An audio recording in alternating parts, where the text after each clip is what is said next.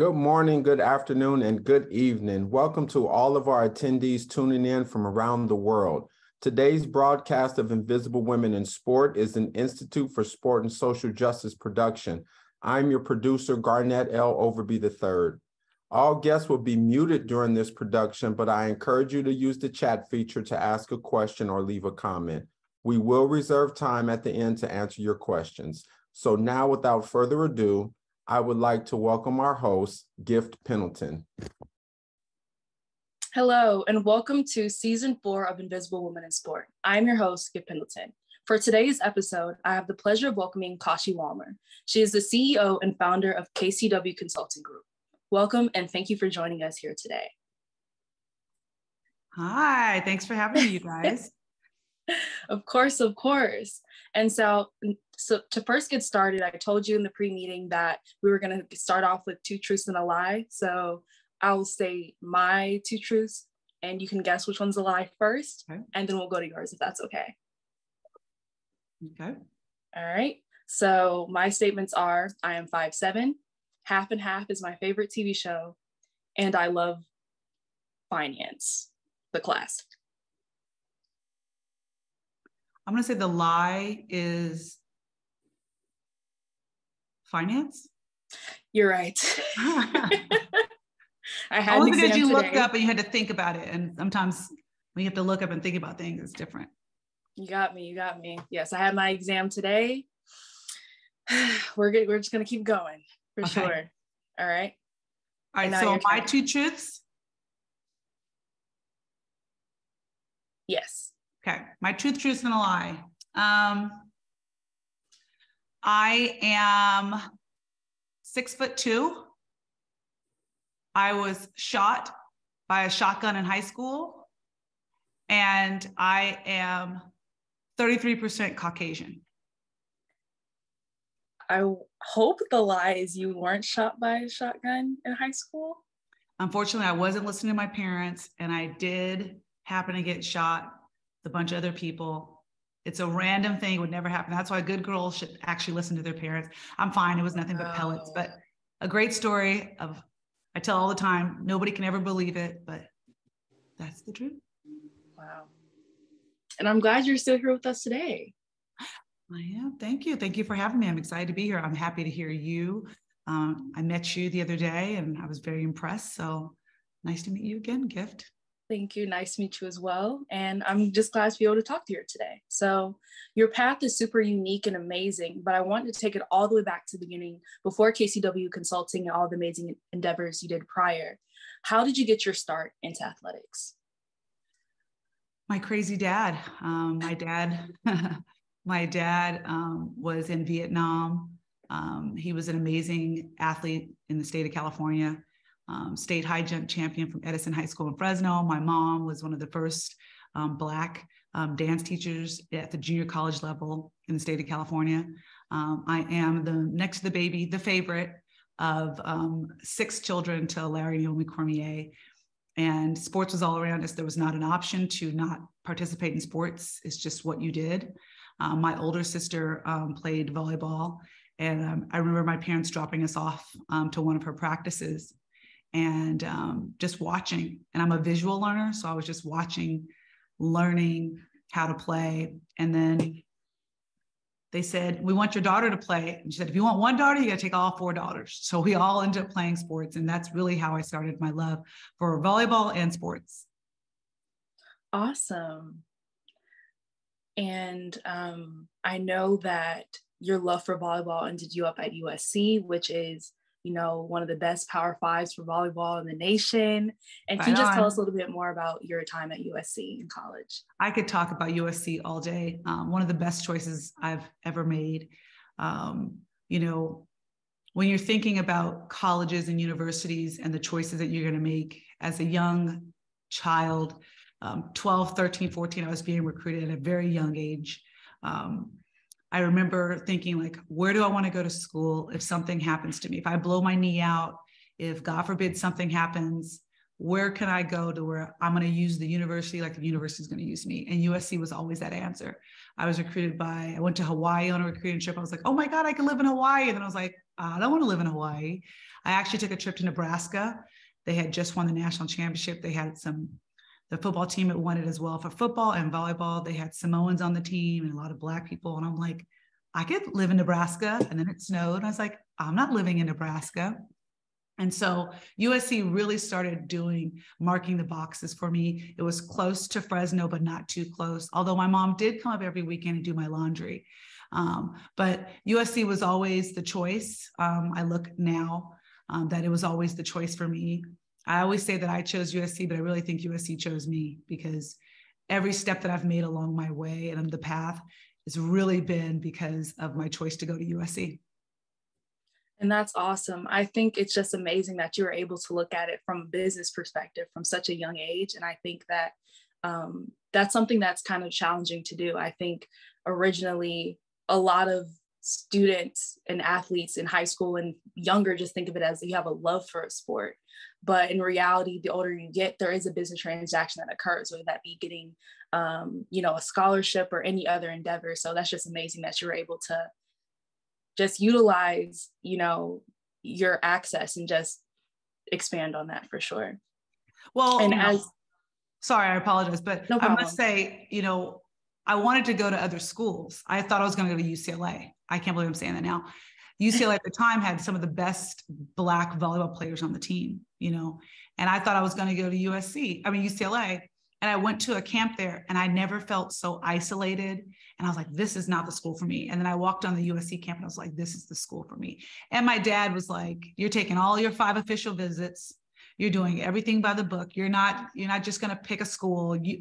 My dad's like, you actually don't have a say. We decide as a family where you're going to go. And USC ended up being the right choice for me. And I think the difference now is people aren't looking at what it really means when you go to school at a university and you play sports. You are an employee of the university. And so when you hear athletes getting mad or angry that their coach is treating them differently, you are an employee. You are employee number 1,500 or whatever it is at that university. And so if people start making decisions about colleges like they do for applying for jobs, this is the biggest job I say a child because anybody under 18, the biggest job interview you're ever going to have is the university you choose, right? And once you know that it is a transactional relationship, you're going to be great. For sure. And as you just mentioned, USC is one of the top universities, both academically and athletically. And it's in the Power 5, and it's currently a part of the Pac-12 conference. And because of all these things, there can be a lot of pressure that's placed on student athletes and just individuals in general. So how did your commitments as a student athlete impact your mental health while you were at USC? Well, I must say that going back to my family, I'm the next to the baby of 6 kids, and we've all played sports. And so my dad playing at a high level, my dad really taught us a lot of everything. I had a very good sense of self going into college, probably too cocky, too obnoxious. And so you couldn't tell me anything. And so, understanding what I was getting to at USC, I understood fully. My dad understood fully. I was prepared for this. I was prepared for USC. I was prepared for all the things that could have happened to happen. Gratefully, nothing happened to me. I was a starting player at USC, and I was one of the lucky enough players that I never got injured at USC, which is like unheard of, right? That goes back to my parents, training me since I was 12 years old in plyometrics, strength training, mental training. But I wanted it. I wanted it all for myself. And so going to USC and getting into sports felt so natural and so easy that when I got there, it really didn't feel like a job. It really felt like fun. It really felt like that. And so when I see kids nowadays and they're like, they don't want to go to practice, they don't want to do anything, there's no fun in it, it's actually sad and disappointing. But I understand it's a lot of pressure being put on these young athletes. I didn't have social media. I'm 43. I didn't have social media. If the coach didn't see it, he didn't find out about it, right? Now, everything is recorded. Everything is potentially an opportunity for them to take your scholarship away. And I think what people don't understand, especially young athletes, is even though you are recruited and you have a scholarship to a university, your scholarship is annual. The assumption is that for 4 years, you're going to do what you have to, but you're an employee that has renewed its contract every year. And nobody talks about that. Nobody understands. So when you hear about colleges coming in, let's say Deion Sanders coming in and saying to the University of Colorado, by the way, guys, get in that transfer portal, right? It happens, so you have to prepare yourself that every year there will be a performance review, and that performance review will be if your scholarship is renewed. Definitely. And, just to add to that, I think there's a statistic that says about between 10 to 30% of freshman student athletes will become injured. And I don't think that is honestly talked about enough. Unfortunately, I was one of those student athletes that was injured my freshman year. And I think that definitely just changed my trajectory on how I viewed myself as a student athlete and just the goals that I set for myself. So just being able to have a plan in place prior, I think that makes a world of a difference. You know what I mean? Because it can be the difference between graduating in 4 years, graduating on time. And there's not necessarily a standard timeline, but it can definitely help you navigate just what's next for you in life, for sure. So I think it's just important to have that plan and having, individuals around you that are, holding you accountable, for sure. So thank you for that. Well, injuries are very, very common. And, when I was playing a while, 20 something years ago, tearing your ACL and MCL, that was like a very long recovery. Now they have scopes, like that recovery time is nothing now. So, not saying that, not diminishing anybody's physical capabilities, but depending on the university you're at and the type of injury and the services that they have. But, thinking about being injured, then we talk about the mental health aspect of the fact that now I can't play. I'm a freshman, I'm a little fish in a big pond where I come, I came from Fresno. I was like the top 10 player in the country, Fab 50. I thought it was everything. I got to USC. I'm like, I want this number. You're not getting that number. I'm an outside. You're not playing outside. We have 3 returning All-Americans. You want to play, you go on the right side. It's a very humbling experience. And so if you don't have a good sense of self, which a lot of people don't, we're still learning and growing. I'm an old soul, but it's very hard to navigate. And then especially for young female athletes and Black athletes, talking about mental health. And we disguise it as, oh, I'm just sad. I'm not feeling it. I don't want to go out. No, that's depression and anxiety.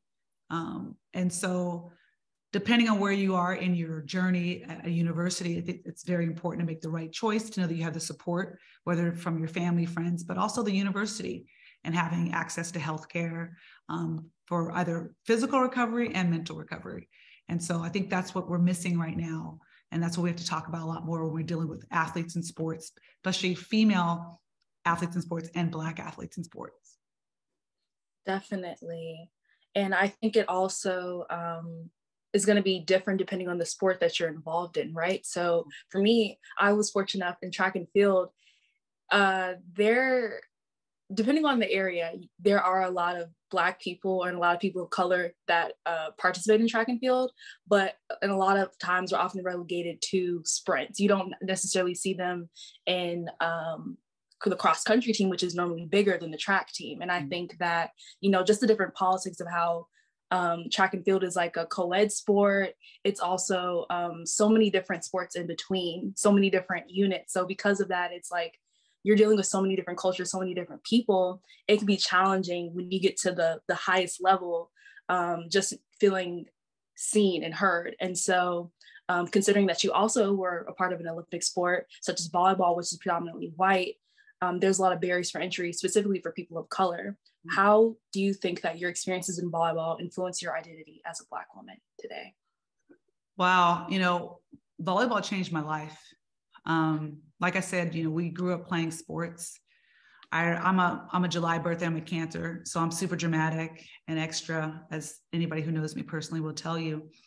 And I just remember my dad trying to put us in all these different sports.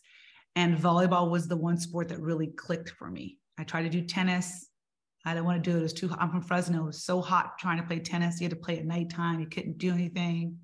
And so volleyball really segued me into meeting people and meeting really my destiny. When I started playing volleyball, I was 11 or 12 on the 15-16 team. I always played up. I mean, nobody really heard of our club in Fresno.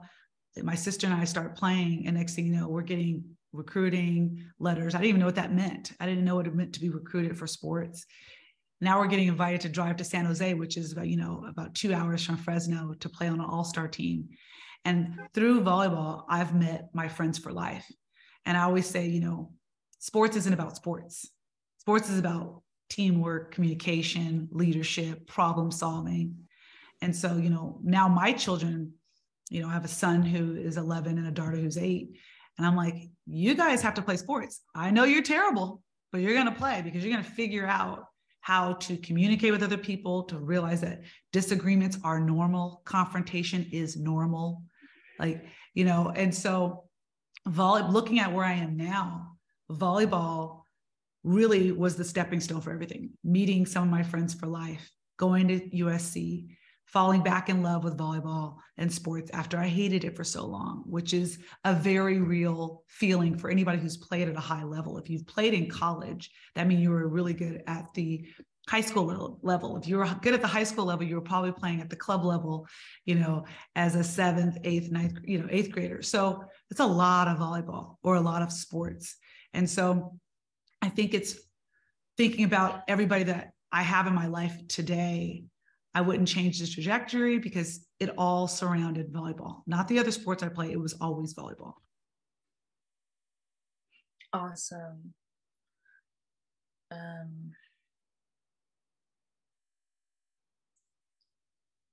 And you were previously talking about that you grew to hate volleyball, and you grew to, can you just talk about that transition from playing at a high level to be transitioning into civilian life, and how that kind of happened for you? Perfect word. It did feel civilian life. I always felt elitist walking around USC. I had my sweats on, I had my little discretionary card to buy. You want lunch? I got you. You want lunch? It's on USC, And then I would see these people living this whole life, and we would call them civilians. We're like, who are these people? We always felt better than, higher than. And the second I stopped playing volleyball, I didn't know what it was at the time, but it was depression and anxiety. It felt so different to be somebody else. I was like, since I was 12 years old, this was my life. And so I wasn't at Heritage Hall all the time. I wasn't going to the senior, the athlete dances. It was the weirdest thing to be at USC for 3 years and all of a sudden not be a part of that. And so I really fell out of love with the sport. I got a job in corporate America, and I loved it. I was making great money. I had my suits on. I love a nice blazer. You can tell I like a nice blazer. And it wasn't until my really good friend called me, and they were at this place in Hermosa Beach called the Poop Deck. And they're like, oh my God, we're playing foosball. We're playing darts. We're doing the Bloody Mary bar. What are you doing? And I was at my suite in the CNN building on Sunset and Cahuenga on a Saturday trying to sell loans. And I'm like, I'm 20-something years old, and they're 35, and they're raging. And here I am, a slave to this job. And so I left that. I went to go meet up with them. I left my car somewhere, and I'm like, hey, can you give me a ride back? She's like, yeah, I can give you a ride back to your house or to your car, but you got to go with me someplace here. I got to meet here. And it ended up being a volleyball tournament. And she was coaching about some 10, 11-year-old kids out of Long Beach, California. And I remember her being like, you know what? I got to go to this court over here. Can you just manage these kids over here? And that's when, after like a 4.5-year break of never touching a ball, seeing a ball, I ended up coaching volleyball. And I found myself like, God, I'm really freaking good at this. Because playing a sport and being able to communicate a sport and how to teach a sport are two different things, right? You have to be able to understand, be very clear and concise with your thought.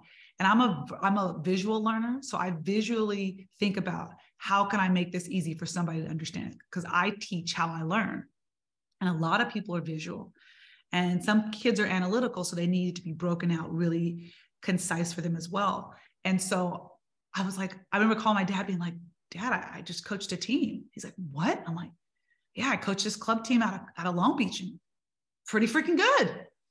And that right there, after like a 4.5-year, 5-year break of not even touching the ball, I started slowly coaching. And then I found myself coaching all the time, mentoring these amazing young kids.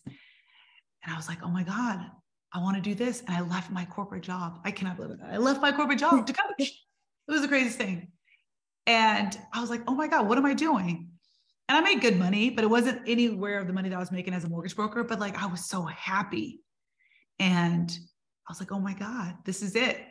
And I've been stuck in volleyball ever since. I cannot get out of it. I started my own company. I try and get out and they're like, Kashi, you got to come back here and mentor some of these. I'm like, okay, I guess I will. And it really recharges my batteries. So whenever I'm going through something, and when I'm very amicably recently divorced, and when I was going through my separation, I remember like coaching was really recharging my batteries. It was really the thing that kept me like, okay, I got this, kept me in shape, kept me going, kept my mind mentally strong. And so it's been a blessing that I had to go away from it to fall back in love with it. And I think that's honestly truly amazing because I think that, at least in my generation, that's not as common anymore, unfortunately, once you leave the sport. And I think that there are kind of two reasons, in my opinion, for that. One being you're kind of put on a pedestal, like you were saying, that you felt that you were kind of an elitist. But I don't think that was just you feeling that way. I think in a lot of ways, universities make us feel that way, right? Like you're separated in separate dorms, you have a separate, like a dining hall, just in terms of all the things that are given to you, the gear. There are so many different things in many ways that like, you're told that you're the best all the time. I remember my athletic director pulling us aside and having these meetings saying you're the best of the best and just saying how you're better than everyone on campus. So in a way, in order to be a part of that society, you have to buy into that, in order to be the best, to be great, you know what I mean? So I think that just college culture, Division I culture, NCAA definitely pushes that upon you. And if you want to stay there, you have to conform to their rules. And I think it's also amazing that you're able to, take some time away and just see, take the things that work for you and leave the ones that don't. And, I think that comes with healing. And I hope that my journey, as I continue on, I'm able to enjoy track again in the way that you're able to enjoy volleyball for sure. Well, you got to remember when you're talking about recruiting is sales and marketing. They're marketing themselves and selling you a dream, right? We talk about making sure that youth athletes, especially with NIL, understand the business basics, sales and marketing, okay? And so when you understand that everything is transactional, when you're talking about this, it's easier to not take it so personal, right? This is a job. You don't do well at your job, you get injured at your job, you get work pay, sick pay, when you start to put in that perspective, it becomes less personal and like, oh, okay, this makes sense. And so I think the hard part for me was, I still felt like I had some good years in me. I felt like I played at a really high level.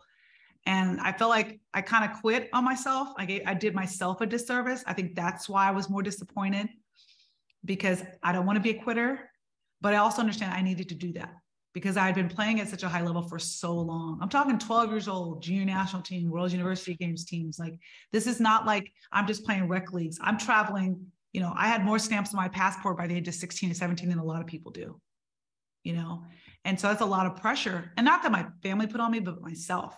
And so I think I had to humble myself. It's a very humbling experience. But I think that what we have to do moving forward for your generation, my children's generation, is really be realistic about what's being sold and what the opportunities are, right? I think there was an article recently about LeBron James' son, Bronny, and how if you wanted to get a meeting with him, you had to go through his mom's PR person, right? And people could not, like, the audacity the audacity of this woman. But the reality is that's the game. Like, I work in sports. If anybody wants to talk to my daughter, they'd have to go through me. And I didn't realize my dad did that in his form, in his way of what he did. He played at a high level. He understood the business of it. He's like, you go through me. And so we are so grateful that I have both my parents who are still alive and healthy. And, you know, a lot of people don't have that. And so we have to also understand that, you know, people like, you know, Bronny or all these other young athletes are going to have different scenarios and opportunities that you and I had. And I'm way older than you, youngin. But, you know, you're going to have different opportunities than, you know, the five classes behind you that are going to come. It's always evolving and changing. And, you know, we can't be upset about the opportunities that the new kids have. Like, I know people are like, I can't believe they make money now. Like, it's okay. It is what it is. You know, that's, if we get too stuck in the past, and we have to always make sure that we're always evolving, and we understand that like things are going to happen. It is what it is. But, you know, I look at someone like you who you tore your ACL, you blew your knee out, and here you are working with, you know, this great, you know, company. You're interviewing women in sports. Like, that doesn't happen. Talk about being in the present. You know, that wasn't an option for me. If I blew blew my knee out, I don't know if I would have the opportunity to do that. I don't know if I would have. I don't know if they would have been like, Kashi, let's try this. So yes, the past, you know, things happen in the past, but the current is giving people like you more opportunities. And I say women, Black women, more opportunities to do cool things like this. And your job now is to leverage this opportunity that you have, right? That you don't get this opportunity if you don't blow your knee out. Leverage this opportunity for the next 2-3 years of what your plan is. Your job now, and all these athletes now, is to build relationships with people at the university. If there's a booster comes up to you like, I love what you did, get his information. Google, what company does he work for? Remember, this is a business. You're in the business opportunity. You're going to meet people that you would never meet outside of the sports, right? Sports world. And that's one thing that I really did. I capitalized on name dropping USC every chance I got. I went to USC. I played volleyball at USC. Yeah, I know him. Yeah, I went to USC, Heritage Hall. Using that to my advantage. And so I look to the future and I'm like so excited for what's going to happen for women in sports, for young athletes in sports, and for my kids in sports. For sure. Thank you for that. Definitely. Because I think sometimes, like you were saying, it's easy to, you know, dwell in the past or think about what could have been or what should have been in many ways. But obviously, what was supposed to happen happened. You know what I mean? And so just in terms of life is about pivoting and it's about shifting and about on to the next thing. And I want to ask you, what would you consider, you know, the greatest pivot that happened in your career that kind of, you know, at the time you might have realized or not, kind of set you up to where you are today? I'll go back to volleyball. I think the biggest pivot and the biggest shift was getting a ride home from Joy that night. I don't know where we were, and having to go coach and starting to coach again. You know, starting my business was by accident. I'm a busybody. I know everybody. And I was mentoring, you know, these kids, coaching these kids, and people started being like, hey, you know this person knows you, this CEO of Lululemon, you coach his kids. Like, it was like this whole network of people. Now, I don't know who anybody is. I make everybody cry equally. You know, I just yell at your kids if they don't do what they're supposed to. You don't know who anybody is. Okay. Parents aren't really allowed in the gym back then. Now parents are in the gym. You drop your kids off. And so through volleyball, I have made this huge connection of amazing people. And so I'm so grateful. I always laugh. I'm like, oh my gosh, I know so many people. I was saying how, you know, the reason I started my company was because my buddy, who's my mentor, is Jewish. And he was like, Kashi, I know everyone. And you know more people than me. He's like, I will be in Hollywood doing something. And I'll be like, oh, my daughters play volleyball. And they're like, oh, do you know Kashi? Oh, yeah, I know Kashi. She played at USC with my niece. Or it's insane. And for me, being a Black woman, in those circles, right? It's very important. And so I always say volleyball really changed my life, and me taking that break and falling back in love with it. Every partnership and deal that I have right now in this moment is because of a relationship that I've built over the last 25 years in playing sports or coaching sports. Everyone. I mean, we're in Southern California. I don't know where everybody else is, but we just had a whole rainstorm. We had wind, and I'm going through a full-on remodel and repair. And I have friends who are like, "Do you need a house? I got a house. You can stay in a house." I have friends like, "What do you need? You need a car?" And I'm like, that's a testament to the relationships that I've built, right? And so you got to think about every time you interact with people, you're like, how can I add leverage to this situation? What can I do? It's not, and value is not monetary, right? Value can be different things. There's people who are way wealthier than me, but how do I add value to a situation? And I've learned that through volleyball, through teaching and mentoring young kids and adults as well, and learning from other people who are wealthier than me, right? This is what you do in business. This is how you do it. This is how, and learning terminology, right? I could have gone to business school, but having access to people who are, running Fortune 500 companies, and I'm coaching their kids. Hey, can I ask you a question? If you have friends who their dads run companies, you should be asking questions. I would tell every kid who is listening or playing sports, write down 5 names of people that their parents own companies. I don't care how small or how big. And then from that list, you say, hey, can I just ask you a couple questions? And the value from that is more important than anything you learn in any books. And so we have to start using our network more. We're always looking for somebody else. Sit down and write down, who do I know? Who do I have access to? Who can help me? And it's like, oh, I got an uncle or a cousin, or Aunt Sally's cousin runs the car wash. We all have somebody in our network, and we have to start using those people. And so for me, volleyball really was that pivotal moment. And I look back at my entire life, being married when I was married, getting divorced when I got divorced, all the right timing. Everything. I wouldn't change anything. At the moment, I was like, oh my God, I can't believe this. But I look, I'm like, oh my God, I'm here in this moment because of those events. I wouldn't change any of the trajectory, because I always think about, I see a lot of women who, and now mind you, marriage and children aren't for everybody.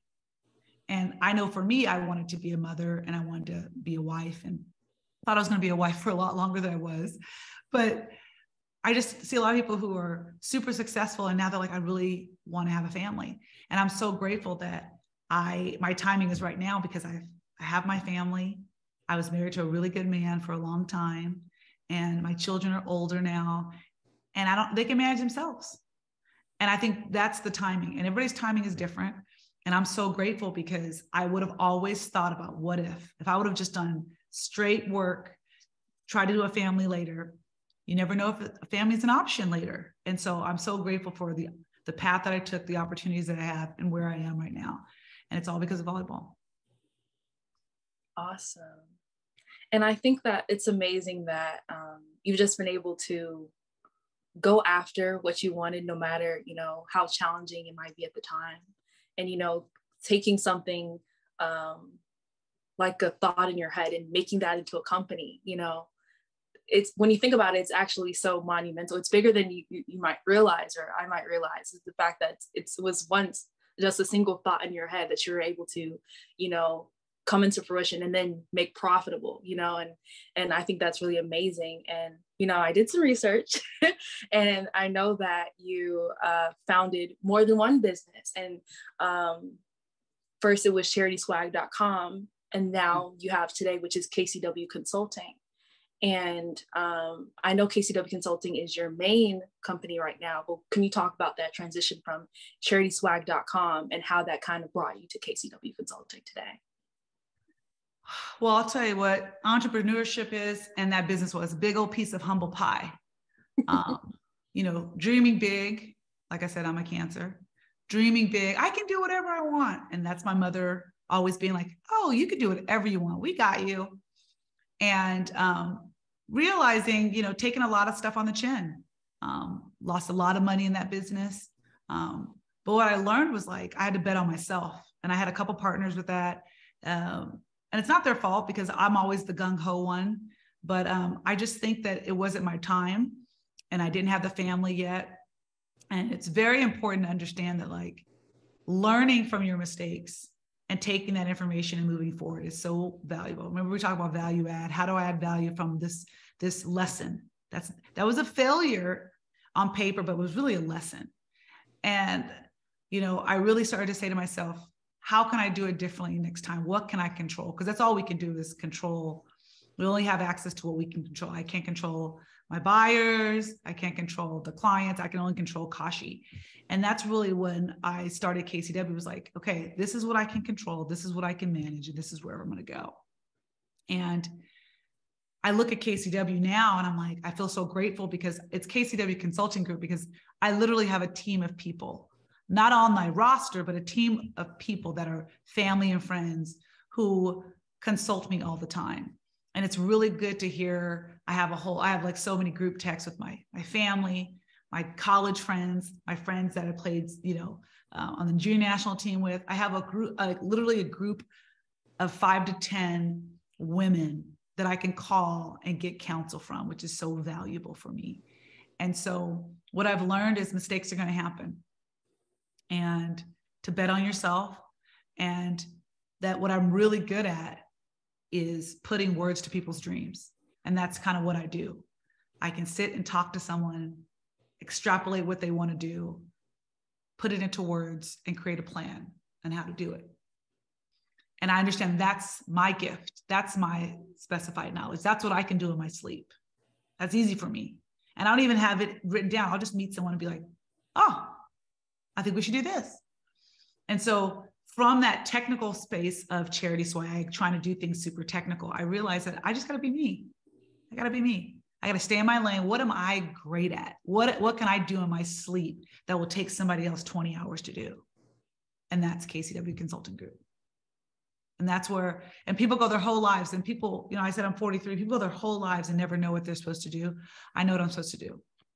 I'm supposed to be of service and to create opportunities for other people, especially other Black women who don't have the access that I have.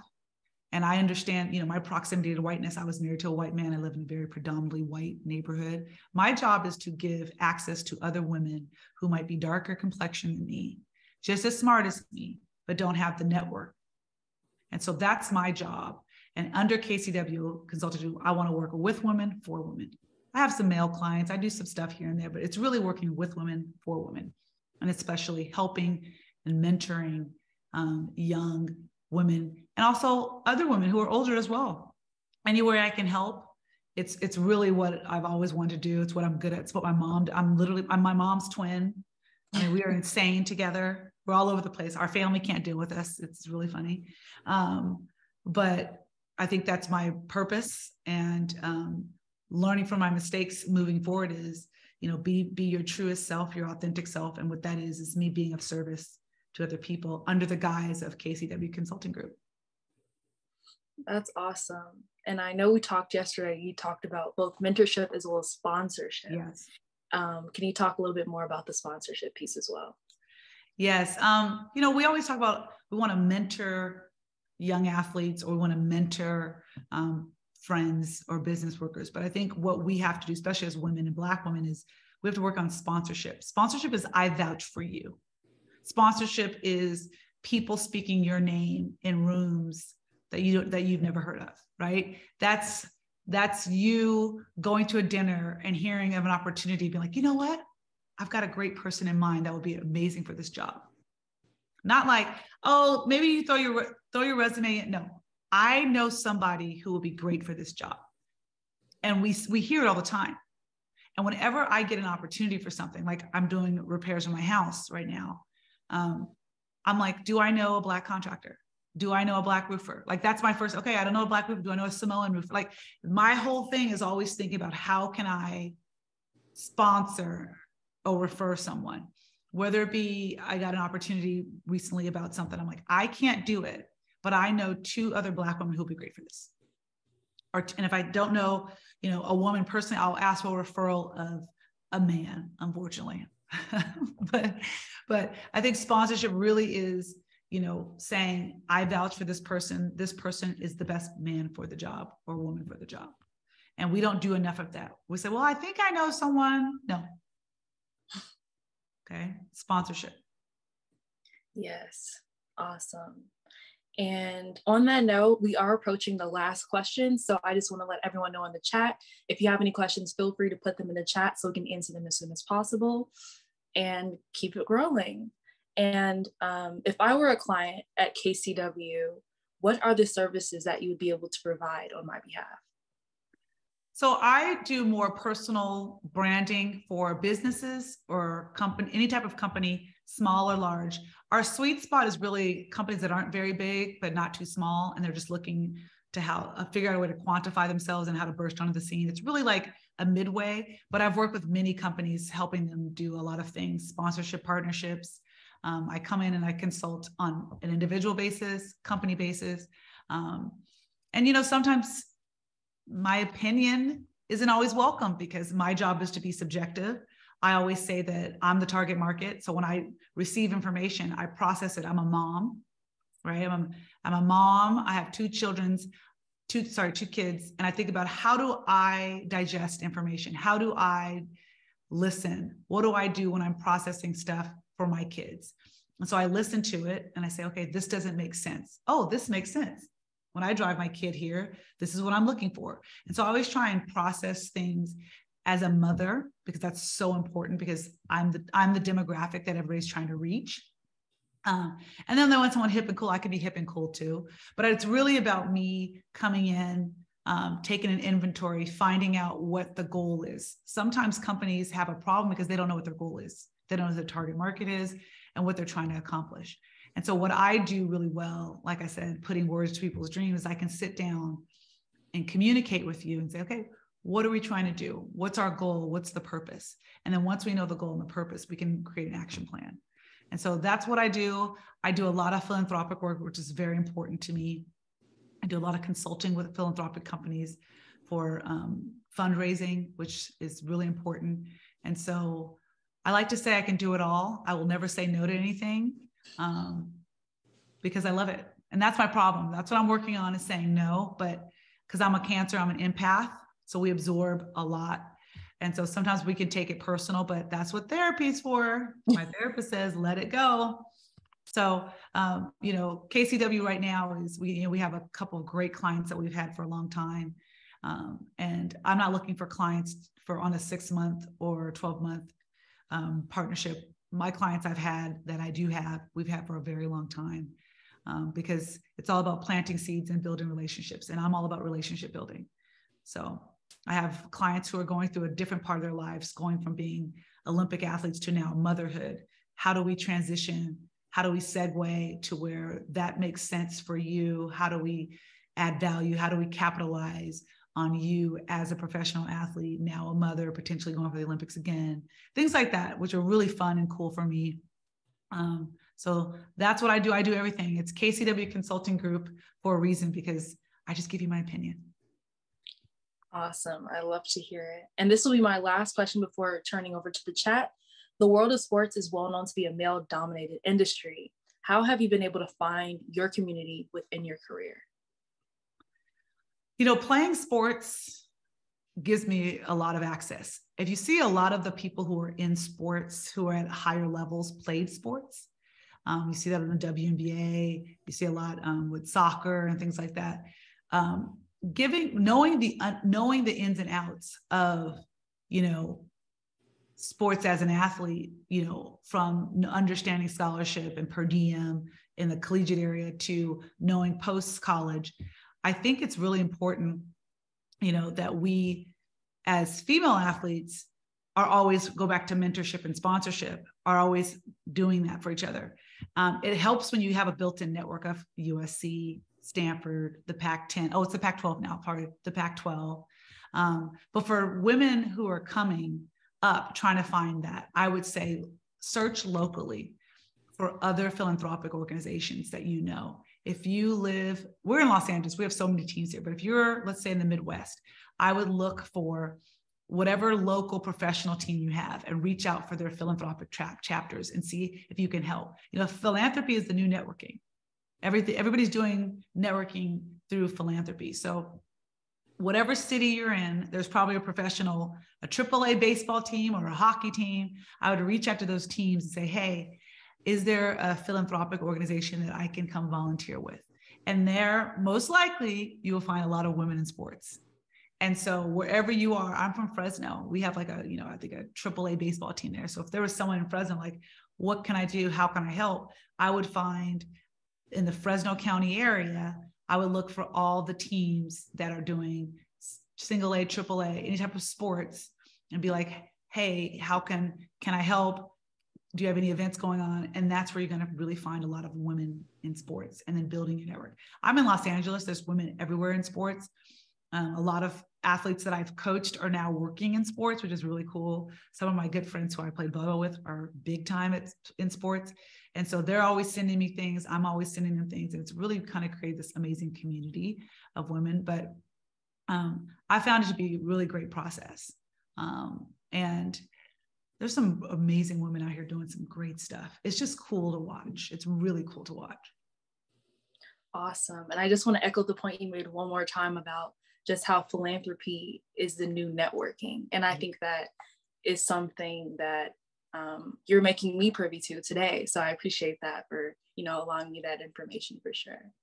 A little tidbit, I tell all the kids who come out of college and they're like, I want to do sports marketing. I want to do this. I want to be in finance.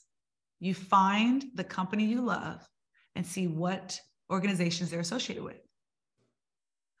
Then you go to those associations and you say, I would love to see if you have an internship or a job. Da, da, da. So that's now your segue into working with those companies, right?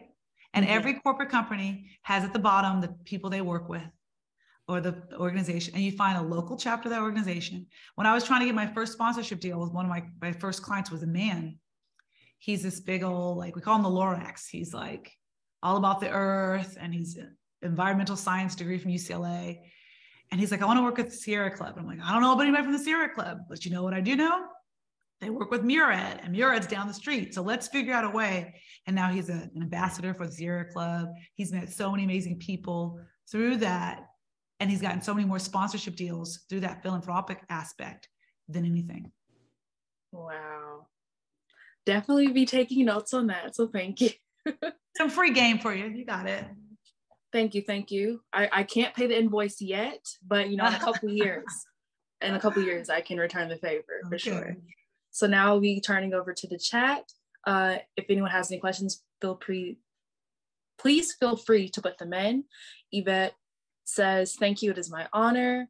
Susie Tucker says, happy to be here and learn. Thank you for sending the reminder today. Yvette also says, progress. Calandra Valentine says, innovation. Yvette says, she shifted and good work. And Susie says, yes, sponsorship is so important. It speaks volumes. A question from Garnett is, the NIL is the newest and biggest thing that's impacting college student athletes. From the KCW Consulting perspective, what are the positives and negatives of NIL? I think the positives of NIL, we'll start there, is it's giving people access who would normally not have access to the type of money they're going to get. I'm here in Southern California, and I'm not going to say the name, but there's a kid who is from Long Beach who is the top quarterback. And I've coached that kid forever and his whole family. And that money is changing his life. I mean, they're a family of 7 or 8. The mom is recovering from cancer. And without that money, she wouldn't have been able to get the treatment that she's getting. And I think it's a lot of positive things coming out of it. I think there's also a lot of naivete and a lot of bad things that are coming out of it. I think we have to understand that money for the big four, which would be NBA, NFL, hockey, baseball, is not the same for female athletes. And so as a female athlete, I'm really speaking to female athletes here. You have to be very cautious about the brands you align with. They have to make sense for you. And if I'm a 17, 18-year-old girl and I'm at USC and Lululemon, which I already spend money on, wants to do a brand partnership, that makes sense, right? But if I'm a girl at USC and Barstool Sports is like, we're going to give you all this money, and I have an idea of what I want to do later on, that doesn't really align with potential other sponsorships. So we have all this money being thrown around. And by the way, it's being thrown around to the same people, the same looking people. I wrote a little thing about how, female athletes, white female athletes it's going to be a totally different system for them than for Black female athletes. So you're seeing these girls with these $1 million deals. There's no Black female athletes getting those type of deals. I mean, the closest one might be one of the basketball players at Sierra Kane. They're going to USC, and she might be getting like a Nike deal for maybe $40,000, $50,000. And so I think we have to really talk about the strategies of how to position yourself, how to use your personal brand to build up that network. And you have to understand that, like, it doesn't matter if you're at USC, it doesn't mean you're just going to get a deal. It doesn't matter if you're UCLA, right? You're still dealing with corporate companies who have an idea of who their target market is and who their buyers are. And so I think we have to be very careful. But let's say you have an NIL deal and you blew your knee out. You're fired up because you blew your knee out. That money's guaranteed, by the way. You don't ever have to see a day in your life now. So you're fired up because you have money that you wouldn't have been able to get, right? But there's a lot of opportunities and a lot of people who they're getting screwed. I mean, they're signing these deals and they don't understand they're in perpetuity. And they signed a 4-year deal with, let's say, Gatorade, and they're done. Now they're play for the Raiders, and the Raiders like, Coca-Cola wants to give you this deal. Well, Coca-Cola's like, nope, you signed that deal that's in perpetuity for 10 years. You got to turn down this $1 million over here. And there's a lot of changing of the hands, and people don't understand. So I think if people are smart about it, and people really think that universities are giving them tutoring lessons on this. Universities don't care about that. They just want their cut. I don't think people realize that universities are only there to get their cut.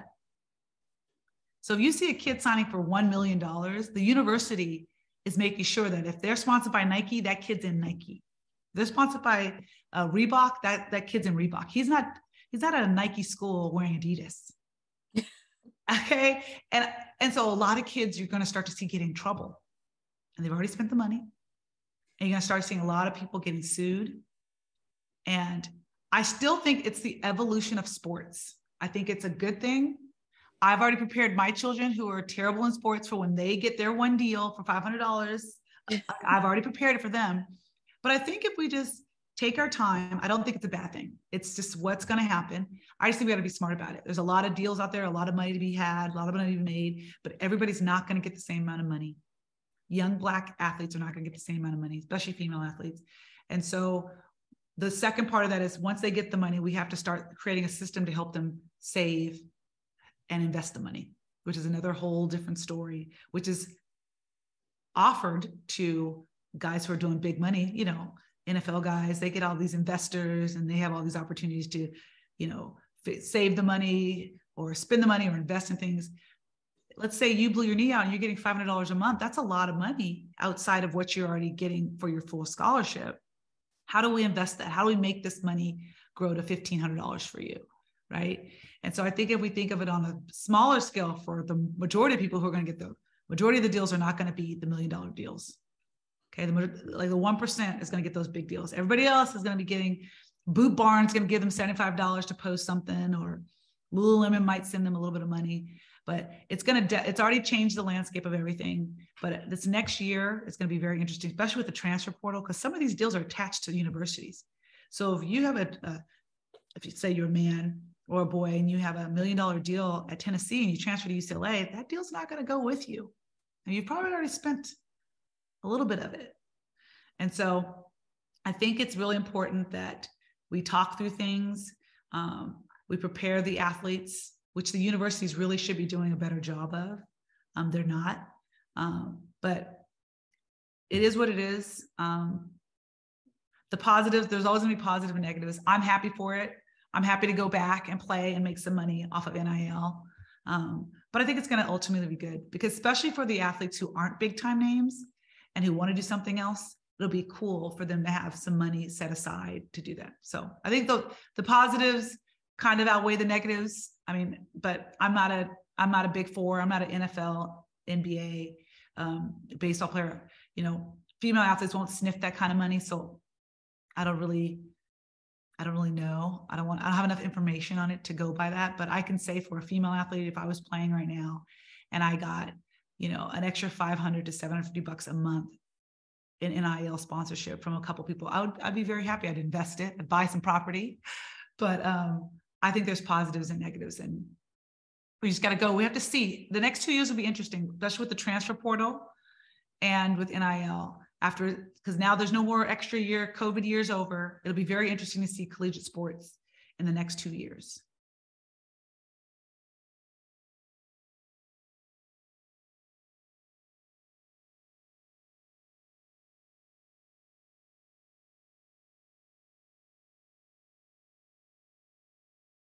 Thank you. Technical difficulties there with the unmuting. And I don't mean to rush you, but we are in our final minutes. If you could give a 30-second answer to this next question from Susie. She says, have you given sponsorship to a person, and did their experience with the company change how you interact with the company, good or bad? Me personally, I don't sponsor athletes, but I have found a sponsorship deal for someone, and they weren't grateful. They thought they should have gotten more money. And that taught me something really important, is that I have a very strict no asshole rule. And I was just taking on clients to take on clients. And it was like quality over quantity is very important, because that $20,000 deal she wasn't grateful for, I gave it to somebody else that was so grateful. And it just made me realize that I have to make sure that whoever I'm partnered with and I'm working with, they're good people. I don't want clients who are complaining, because it's hard to get one deal. A $20,000 deal for a female athlete is they're not throwing that stuff around, by the way. And so I just remember that moment. I go, okay, noted. And I was grateful because she said no to the deal. We got it for somebody else. I would have been stuck with her for 2 years, complaining for 2 years. And I'm always like, thank God. I was so sad. I was like, this is my first deal. I'm like, thank you, Jesus. I was not stuck with that person, that client, for 2 years, because it was a 2-year deal. God be looking out for me. All the time. God is good. And on that note, we always like to end the show with some advice that you can give to any of our listeners. They all come from diverse backgrounds. Can you share just one piece of life advice for them? My favorite thing I always go by is inspiration is fleeting. Whenever you feel inspired, to stop, be in that moment, and write it down. That's it. Awesome. Well, I just want to say thank you so much for letting me pick your brain, bearing with me, and just going on this journey with me so much. So I just want to say thank you for your time. Thank you. You did a great job. I'm very impressed. I hope you took some notes. I expect you to have a list of everybody you're going to get something from later on. You guys did a great job. Of course. And thank you so much. And on that note, we thank you all for your support of Invisible Women in Sport. We are a non-for-profit organization with other programs that impact various social justice issues. We rely on donors and sponsors to stand with us and support our ongoing work. Please use the QR code on the screen to make a financial donation. Your financial support is greatly appreciated. Special thank you again to the KCW Consulting Group, for our guest, Kashi Walmer, and to the IWIS team, our producer, Garnet L. Overby III, and our senior advising consultant, Matt Edelson. Thank you to all the organizations that registered for Kashi's episode. We would like to extend a special shout out to the KCW Consulting Group. We would like to extend a special shout out to the Institute for Sport and Social Justice. Please follow us on all social media platforms to stay up to date and informed on the future programs at Institute SSJ. If you ever miss an episode, we've got you covered on our YouTube channel at Institute SSJ. And we have all of our episodes posted and they're up to date. Also, we have a lot of inquiries about if you have any connection to internships. If any of our supporters or members have internships available, please send your information to the producer, Garnet Overby, at goverby@sportandsocialjustice.org, so we can send out that information to the people who are reaching out to us. Viewers, we need your feedback to make Invisible Women in Sport the best it can be. Following today's episode, you will receive a short survey. It will take about 90 seconds to complete. Please complete it and submit it back to us. Our next episode is a month from today, on March 23rd. Our producer, Garnett Overby, will announce the guest shortly, so please look forward to that information. And once again, I am your host, Gift Pendleton, for Invisible Women in Sport web podcast. See us now. Thank you.